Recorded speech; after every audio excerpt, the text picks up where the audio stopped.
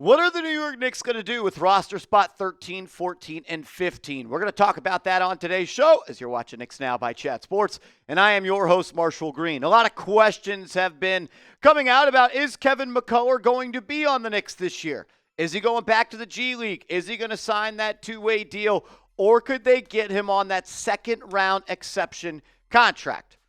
Well, it doesn't sound like they can. You look at the Knicks roster and their overall outlook, and shout out to Bobby Marks for making this photo. They're up to $204.1 million in salary spent already. They are just $3.7 million away from that second apron, which they cannot exceed.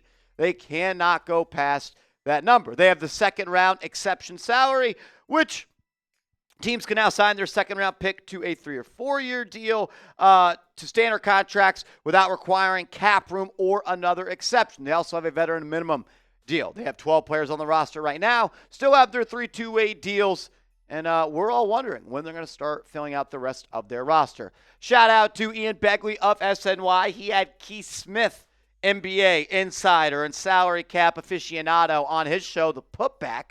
And Begley kind of asked the same question I did, which is, can the Knicks sign McCullar to that second-round exception deal? And he said he is not eligible to do that because he has already signed one contract. That needs to be an initial contract signed by the player, so the Knicks still have his rights. They could bring him back on a two-way. They could bring him back on a 1-year minimum contract as well. So maybe not a second-round exception deal coming for Kevin McCullar Jr. this offseason, but at the end of the day, they still have his rights. I would have liked to seen him in the big leagues. There were some things that I really liked to him on his tape coming out of Kansas. I thought he did some decent stuff in the G League last year as well, and he also looked really good in the Summer League. Maybe it's because he was a 24-year-old player playing against a bunch of other younger guys, but that game against the Boston Celtics where he put up 30 points, he was getting up and down in transition, he was attacking the rim, he was aggressive.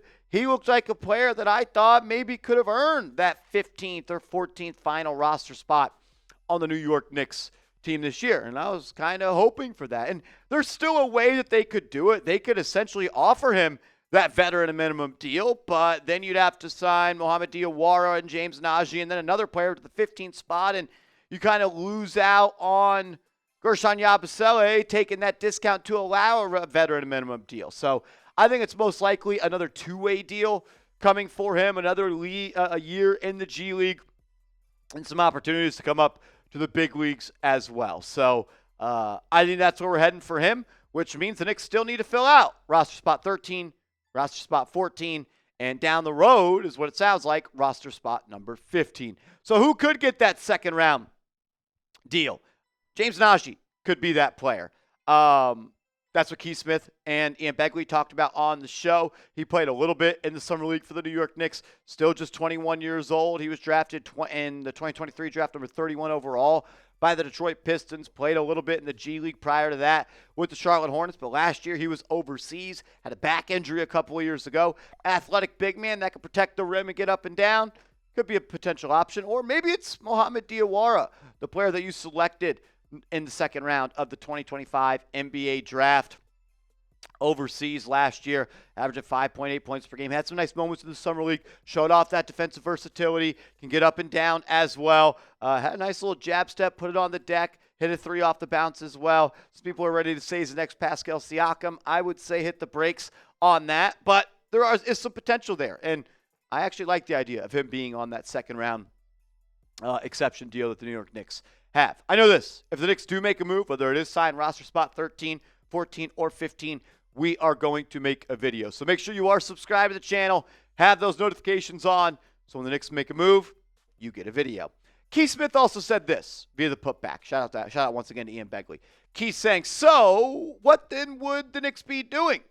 You'd be saying kind of like they did a year ago, where it is, hey, we're going to bring you in, but go hang out in the G League for a few months, talking about their 15th spot. Then when we're able to, we'll bring you up with a prorated minimum deal, and we'll sign you. We'll see, though. Maybe that's the direction they go. But I tend to think they're going to go the other way and say, hey, we want to fill it out with a true minimum and another guy. And that 15th spot will be what goes to somebody. Then you could sign that prorated spot, which would be months and months from now. Here's the overall deal. The Knicks can't sign a veteran minimum player and Kevin McCullar Jr. because McCullar can't sign that second-round exception deal, and the only way they can bring it back at this point is a veteran minimum deal. So if you want McCullar on the roster, he has to sign that veteran minimum contract. What I think most likely happens and the way it plays out is the second-round exemption deal, it goes to Mohamed Diawara, TBD, on who that vet minimum contract is. We've talked about Landry Shamet. We've talked about Ben Simmons. We've talked about Malcolm Brogdon. Corey Joseph is a new name that's been brought up. We talked about Thomas Bryant the other day. Still, I think the Knicks are doing their due diligence and figuring out who that would be and who the best fit is for that spot. And then your 15th roster spot. Most likely going to be someone on a two-way deal that could be elevated to the 15th roster spot down the line. Remember, they did that with Matt Ryan last year. They're playing a salary cap game at this point. They cannot exceed that second apron, and they're only $3.7 million away from doing so. So they have to be creative, and they won't sign a player to the 15th roster spot until they have to, which is a couple of months into the season. Couple more thoughts on who the Knicks could sign and some more stuff from Ian Begley coming up. But if you go to this link, chatsports.com/Nike sale, you get this t-shirt on sale in the season. It's around the corner. They're actually releasing the schedule today, and you should be ready to go when the schedule does get released, and the Knicks are ready to play hoops again. Chatsports.com/Nike sale. That link is clickable in the comments and description. Alrighty, in that same putback episode from Begley of SNY, he pretty much said he thinks it's going to be Landry Shamet for the minimum. Again, this is what he thinks. He also said it would take a major change in thought process from the organization as well. And the reason I think he thinks that is because he's maybe been told that. I'm not putting words in Ian Begley's mouth. I'm just speculating. He's an extremely tapped-in guy. He's extremely smart. He thinks things for certain reasons.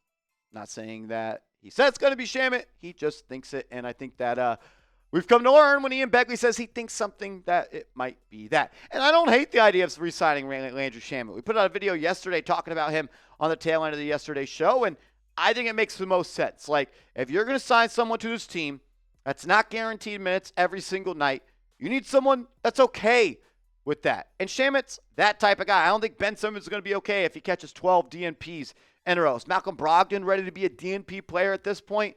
Shamet makes a lot of sense. And he got better as the season went on. Like, in the playoffs, limited games played, he was good, shooting 46.7% from the field. And during the regular season for Landry Shamet, he ended up shooting 39% from downtown.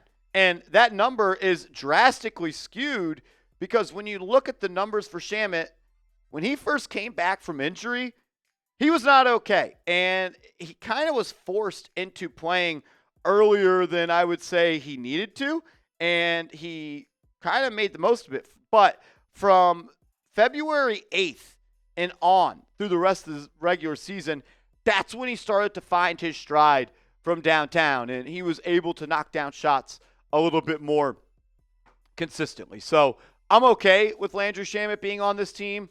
The 14th roster spot, it's not going to break you. And I think you could use another shooter off the bench. Like Miles McBride and Gershon Yabusele are probably your best shooters right now. But a guy like Landry Shamet, who from February 8th and on shot 42% from downtown on 1.7 attempts per night, like that could make some sense. He's a willing defender as well. He's liked in the locker room. He knows the culture. He knows the expectations. He knows the pecking order. I think Shamet makes the most sense at this point, and sounds like that's what we could be trending towards. What do you think? Should the Knicks have Landry Shamet put pen to paper to rejoin this team? Type Y for yes, type N for no, and make sure you are following me on social media, because if the Knicks do sign Shamet or somebody else, I'm going to be tweeting about it on my Twitter. So give me a follow, and let's go Knicks.